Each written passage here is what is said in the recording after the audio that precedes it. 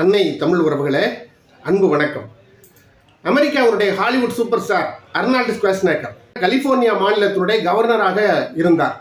இந்த கவர்னராக அவருடைய பெரும் புகழில் இருக்கும்போது ஒரு ஹோட்டல் கட்டி அந்த ஹோட்டலை திறந்து வைக்கிறதுக்காக அவரை அழைக்கிறாங்க.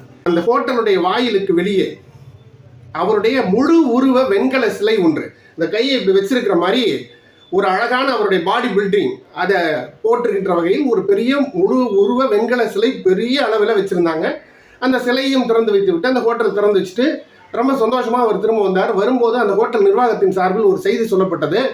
அதில் என்ன சொன்னாங்கன்னா, இந்த ஹோட்டல் இருக்கிற வரைக்கும், நீங்கள் உயிரோடு இருக்கிற வரைக்கும், என்றைக்கு இந்த ஹோட்டலுக்கு நீங்கள் வந்தாலும் யூ நீட் நாட் பே, நீங்கள் தயவு செய்து பணம் கொடுக்க வேண்டியதில்லை, எப்போதும் ஒரு அறை உங்களுக்காக காத்திருக்கும் என்று சொல்லப்பட்டது. ரொம்ப மகிழ்ச்சி, அவர் வந்துட்டார்.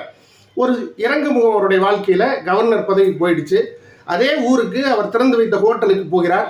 அங்கே போன போது அவருக்கு சொல்லப்பட்ட செய்தி, இல்லை, ஹோட்டலில் அறைகள் காலி இல்லை, அப்படி காலியாக இருந்தாலும் நீங்கள் பணம் செலுத்தினால்தான் நீங்கள் தங்க முடியும்னு. என்ன செய்யறதுன்னு புரியல. வாழ்க்கை ஒரு மனிதனை சக்கரம் போல சுழற்றி கொண்டு வந்து எங்கே நிறுத்துகிறது என்று அந்த பார்வையில் அர்னால்டு என்ன செய்கிறார், கையிலே கொண்டு போயிருந்த அவருடைய படுக்கை விரிப்பை அவருடைய முழு உருவ வெண்கல சிலைக்கு கீழே போட்டு அப்படி விரித்து அதில் படுத்துக்கிட்ட ஒரு ஃபோட்டோ எடுத்தார்.